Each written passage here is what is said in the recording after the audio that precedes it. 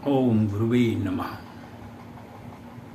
प्यारे हरि भक्तों, आज का जो मैं विषय ले रहा हूँ वो ले रहा हूँ अग्नि पुराण पर।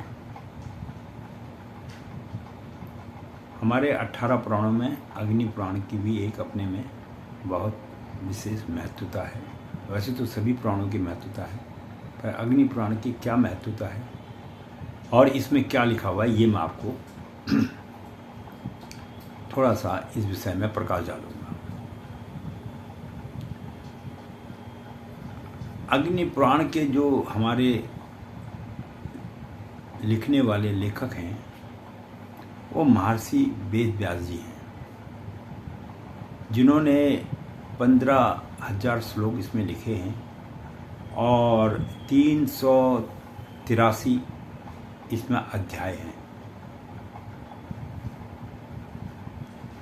इसमें अध्यायों में अलग अलग वर्णन किया है।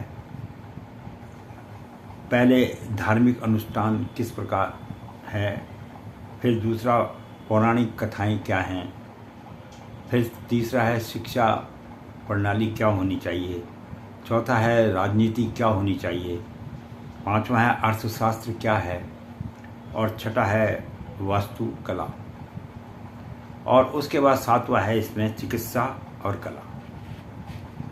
तो ये अग्नि पुराण के अंदर में व्याख्या इसके विषय में की हुई है।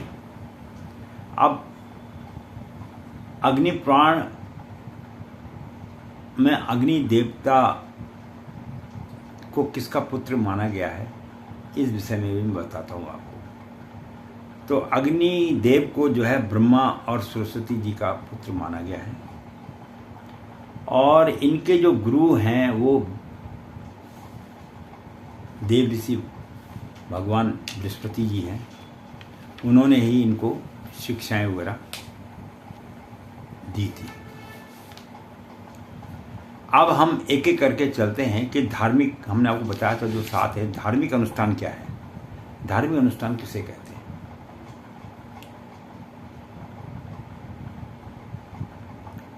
तो इसमें जो है 3 देवताओं के विषय में वर्णन किया गया है, ब्रह्मा, विष्णु और महेश।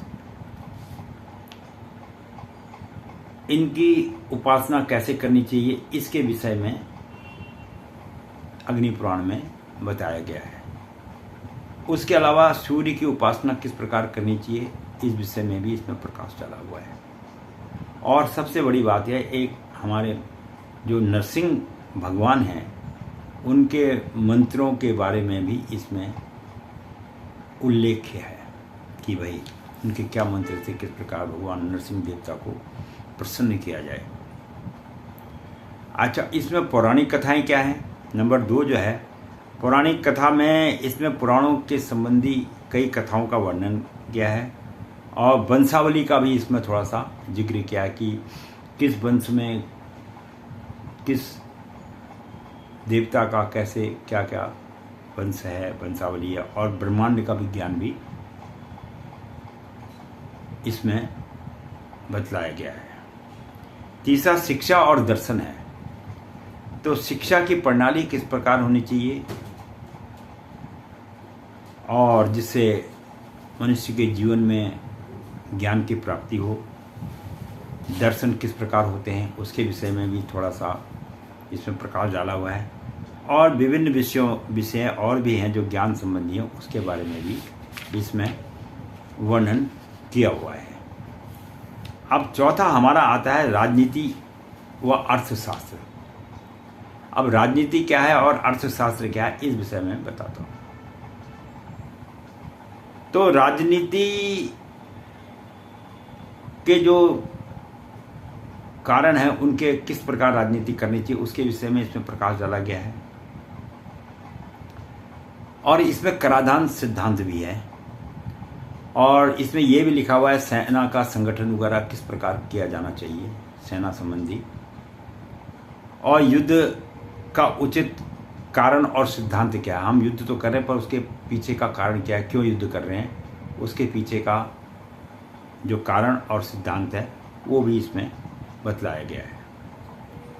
पांचवा इसमें जो है वास्तुकला और कला के विषय में भी बताया गया है कि वस्तुओं का निर्माण किस प्रकार होता है, प्रतिमा विज्ञान क्या है, कला क्या चीज़ है, और शिल्प कला आपने देखा होगा कई मंदिरों में शिल्प कलाएँ वगैरह होती हैं, तो उनका वर्णन भी अग्नि पुराण के अंदर में किया हुआ है।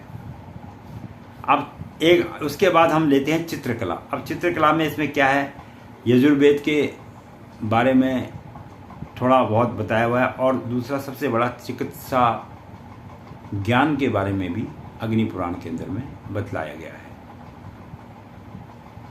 अच्छा, उसके अलावा जो अन्य विषय इसके अंदर में लिए गए हैं वो हैं कि कूटनीति क्या है। हम कहते हैं ना, हमने विदेशों में कूटनीति से बात की है, ये करी है, तो इन सब चीज़ों का ज्ञान भी अग्नि पुराण के अंदर में है। स्थानीय कानून किस प्रकार का होना चाहिए, इसके विषय में भी इसमें है। सार्वजनिक प्रयोजन और निर्माण समाज में किस प्रकार होना चाहिए, उसके विषय में भी इस पुराण के अंदर में लिखा हुआ है। जल वितरण पद्धति, जल को किस प्रकार वितरण किया जाए, तो उसके विषय में भी हमारे ये अग्नि पुराण के अंदर में उल्लेख है।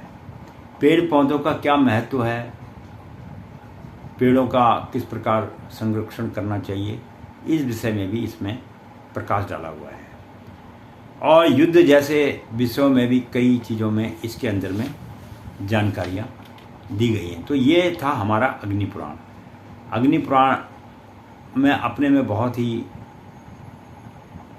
विषयों पर इसने गहन रूप से लिखा हुआ है, जिसका तो अध्ययन करने के बाद ही संपूर्ण ज्ञान की प्राप्ति होती है। तो आशा करता हूँ कि आपको अग्नि पुराण के विषय में थोड़ा बहुत जानकारी जो मिली अच्छी लगी है, और कृपया करके इसको स्मरण करो, अपने जीवन में अमल में लाओ। इसके साथ ही मैं पंडित गिरीश चंद्र तिवारी खोज माध्यम चैनल के